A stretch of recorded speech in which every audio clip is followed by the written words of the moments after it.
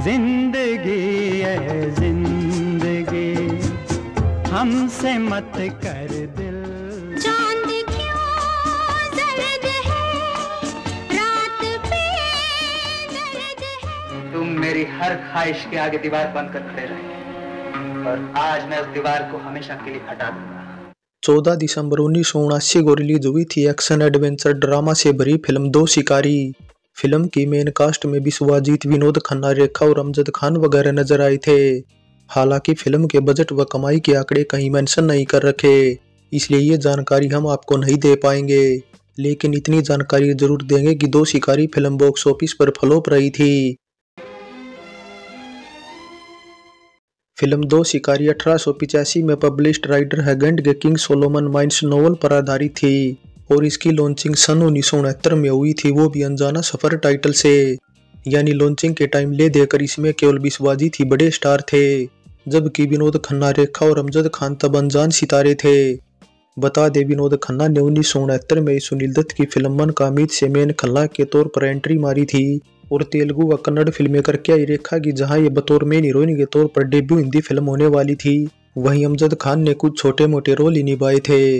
बल्कि यूं कहें कि 1970 में जब दो शिकारी की शूटिंग शुरू हुई थी तब अमजद इसमें केवल स्पेशल अपीयरेंस ही निभा रहे थे।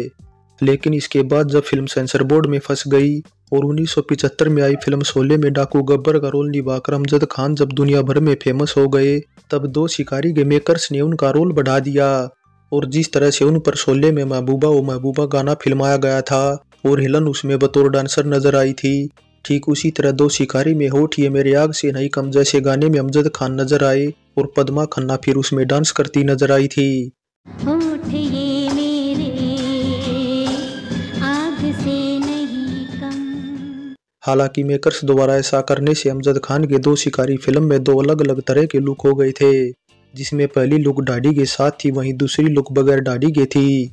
इसके अलावा कुछ ये भी बताया जाता है कि इस फिल्म में पहले अमिताभ बच्चन को भी साइन किया गया था।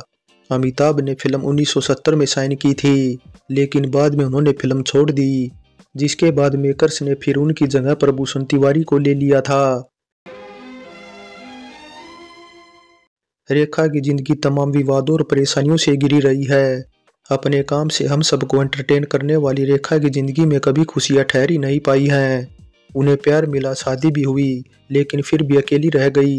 हालांकि रेखा के माँ बाप भी एक्टर ही थे, मगर फिर भी उनकी फैमिली की माली हालत ठीक नहीं थी, इसलिए ना चाहते हुए भी रेखा को फिल्मी दुनिया में कदम रखना पड़ा। बताया जाता है कि रेखा की माँ ने उनकी पढ़ाई छुड़वा दी थी और वे महज 3 साल की उम्र में फिल्मों में काम करने लगी थी। शुरुआत में रेखा ने कुछ साउथ फिल्में की थी, लेकिन फिर 13 साल की उम्र में वे मुंबई आ गई और यहाँ फिर पहली फिल्म दो शिकारी में उनके साथ ऐसा हादसा हुआ जिसे रेखा आज तक नहीं भूल पाई है। अब यासिर उस्मान की किताब रेखा द अनटोल्ड स्टोरी के अकॉर्डिंग फिल्म दो शिकारी की शूटिंग राजा नवाथे के डायरेक्शन में शुरू हुई थी। ये वही राजा नवाथे हैं जिन्होंने इससे पहले मनोज कुमार के साथ फिल्म गुमनाम और पत्थर के सनम जैसी बेहद पॉपुलर कल्ट क्लासिकल फिल्में बनाई थी। लेकिन कुछ ऐसा बताया जाता है कि दो शिकारी की शूटिंग जब मुंबई के महबूब स्टूडियो में चल रही थी, तब एक्टर विश्वजीत और डायरेक्टर राजा नवाथे ने प्लानिंग की और स्क्रिप्ट की डिमांड ना होने के बावजूद जबरन एक किसिंग सीन डाला, जबकि रेखा उस टाइम महज 15 साल की थी और उन्हें इस सीन के बारे में कुछ बताया भी नहीं गया था। कहा जाता है कि जैसे ही कैमरा चालू हुआ, रेखा की जानकारी के बिना कोई 33 साल के विश्वजीत उन्हें किस करने लगे और कोई 5 मिनट तक वे रेखा के साथ समूच करते रहे। साथ ही वहां मौजूद क्रू मेंबर भी तब तालियां बजाने लगे थे। अब ये साजिश थी तो ना तो डायरेक्टर कट बोल रहे थे और ना ही विश्वजीत रुक रहे थे, जबकि रेखा लगातार रो रही थी और आंसुओं की वजह से उन्होंने अपनी आंखें बंद कर ली थी। रेखा को तब इतनी तकलीफ हुई और ऐसा सदमा लगा कि वे बेहोश भी हो गई थी। इसके बाद जब वे होश में आई तो उन्होंने अपनी नाराजगी जाहिर की। ऐसे में विवाद तब काफी ज्यादा बढ़ गया था और रेखा विश्वजीत पर खूब गर्म हो गई थी। लेकिन विश्वजीत थे जिन्होंने ये कहकर पल्ला झाड़ लिया कि उन्होंने वही किया जो डायरेक्टर ने उनसे करने के लिए कहा था, वरना ये कोई एंजॉयमेंट के लिए नहीं था। बताया जाता है कि ये वाकया उस टाइम की एक एशियन मैगजीन में भी छपा था और खबर विदेशों तक पहुंच गई थी। ऐसे में एक American journalist James shepherd Bharat आए थे और उन्होंने रेखा का इंटरव्यू किया था और फिर रेखा ने भी खुलकर उनसे सारी बातें शेयर की थी। वैसे सालों बाद विश्वजीत से एक इवेंट के दौरान जब इस घटना के बारे में पूछा गया तो उन्होंने इस कंट्रोवर्सी पर हंसते हुए कहा कि मीडिया ने इसे राई का पहाड़ बना दिया, जबकि सिचुएशन के अकॉर्डिंग किस जरूरी था और उन्होंने इम्प्रोवाइज किया। इसके अलावा विश्वजीत ने आगे ये भी कहा कि उन्होंने इसके बाद रेखा से बात की थी और उनके साथ अच्छा रिश्ता बनाए रखा था, और फिर दो शिकारी फिल्म के सेट पर मनाया रेखा का बर्थडे तो उन्हें आज भी याद है। खैर, इतना सब कुछ होने के बाद भी रेखा ने विश्वजीत के साथ इसके बाद 1973 में आई फिल्म मेहमान में भी साथ काम किया था। ये बात हम आपको पहले ही बता चुके हैं कि दो शिकारी फिल्म का टाइटल पहले अनजाना सफर रखा गया था, लेकिन यहाँ एक और जानकारी ये भी देते हुए चले कि अमर चित्रा इंटरनेशनल बैनर ने सन 1974 में दो शिकारी टाइटल से ही एक फिल्म की घोषणा की थी, जिसमें शत्रुघ्न सिन्हा, जरीना वहाब, अजीत और प्रेमनाथ वगैरह जैसे सितारे कास्ट किए गए थे। लक्ष्मीकांत प्यारेलाल संगीत देने वाले थे, वहीं अनिल खन्ना और एस दीवान इसके प्रोड्यूसर थे और केवल मिश्रा डायरेक्शन की कमान संभाल रहे थे। लेकिन फिर कुछ वजहों से ये फिल्म ठंडे बस्ते में चली गई। प्रोड्यूसर कुलजीत पाल की रिक्वेस्ट पर सेंसर बोर्ड ने सन 1979 में जाकर फिल्म को बहुत सारे कट के साथ पास किया था। हालांकि शुरुआत में उन्हें कोई खरीदार नहीं मिला था, और जब कुछ खरीदार मिल गए तब कुलजीत ने न केवल प्रोड्यूसर के साथ डायरेक्टर का क्रेडिट खुद को दिया, बल्कि विनोद खन्ना के स्टारडम को देखते हुए फिल्म को दो हीरो वाली फिल्म के तौर पर प्रमोट किया, वरना तो फिल्म के असली मेन लीड हीरो विश्वजीत थे, जबकि विनोद खन्ना केवल स्पोर्टिंग रोल में ही थे। हालांकि अब फिल्म 4-5 साल डिले होती तो फिर भी चल जाती, लेकिन 10 साल का फासला बहुत ज्यादा था, इसलिए कुलजीत को इस फिल्म से भारी घाटा उठाना पड़ा था। वैसे नुकसान तो उन्हें इससे पहले आई फिल्मों में भी उठाना पड़ा था।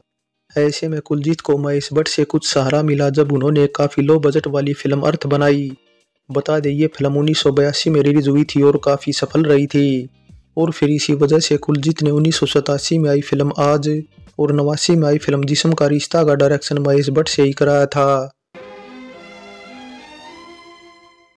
फिल्म दो शिकारी में संगीत दिया था चित्रगुप्त ने, वहीं गाने लिखने का काम किया था लिरिक्स राइटर जान निसार अख्तर, अश्क जुलंदरी और राही मासूम रजा ने, जिनके लिखे 6 गाने रखे गए थे ऑडियो एल्बम में। वैसे दो शिकारी की ऑडियो एल्बम सन 1974 में रिलीज हुई थी, और तब इसमें आशा भोसले का गाया गाना होठ ये तेरे आग से नहीं कम नहीं था, क्योंकि ये गाना बाद में 1975-76 में रिकॉर्ड हुआ था। पागल हवा गाती दीवानी शोलों से खेले। ओवरऑल फिल्म का गीत संगीत काफी अच्छा था, जिसमें लता जी का गाया चांद क्यों सर्द है, दीदार सिंह का गाया जिंदगी है जिंदगी हमसे मत कर दिल लगी, और किशोरदा का गाया आजा दिल में रख ले तुझे दो शिकारी के सबसे टॉप गाने रहे थे। आजा गोरी दिल में रख ले तुझे, क्यों न चोरी चोरी चख ले तुझे।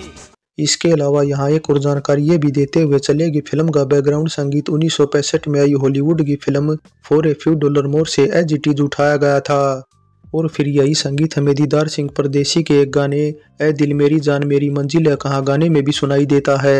ऐ दिल मेरी जान तेरी मंजिल है कहाँ। बता दे, क्लिंट ईस्टवुड की इस फिल्म का बैकग्राउंड संगीत उस टाइम बॉलीवुड में इतना फेमस था कि इसे संजय खान की फिल्म हसीनों का देवता, विनोद खन्ना की फिल्म गद्दार, फिरोज खान की फिल्म खोटे सिक्के समेत कई और दूसरी फिल्मों में भी इस्तेमाल किया गया था।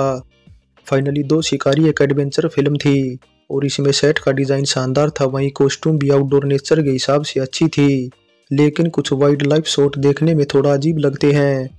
इसके अलावा कलाकारों की लुक भी सीन दर सीन बदलती रहती है, खासकर अमजद खान रेखा की लुक तो एक सीन में क्लियर नजर आती है कि उनके कई सारे सीन बाद में फिल्माए गए हैं, और फिर ऊपर से अमजद खान की तो कई सीन में हमें ओरिजिनल आवाज भी सुनने को नहीं मिलती, बल्कि उनके भाई इम्तियाज खान की लगती है। कौन हो तुम? बंदे को जोरो कहते हैं। और सिर्फ अमजद खान ही क्यों, बल्कि कई सारे सीन में कैस्टो मुखर्जी की आवाज भी डबिंग आर्टिस्ट द्वारा डब कराई गई थी। ऐसे में हम सिर्फ यही कहना चाहेंगे कि कंट्रोवर्सी की वजह से फिल्म अगर सेंसर बोर्ड में ना फंसी होती, सभी काम बेहतर ढंग से हुए होते और टाइम पर बनकर रिलीज होती, तो शायद फिल्म अच्छी कमाई कर सकती थी, क्योंकि जो कोई भी देखता इसे एक ठीक ठाक फिल्म बताता है। सो दो शिकारी फिल्म पर हमारी ये पेशकश कैसी लगी नीचे कमेंट कर बताएं। अच्छी लगी है तो लाइक करें, शेयर करें। चलते हैं, फिर मिलेंगे एक और नई वीडियो के साथ।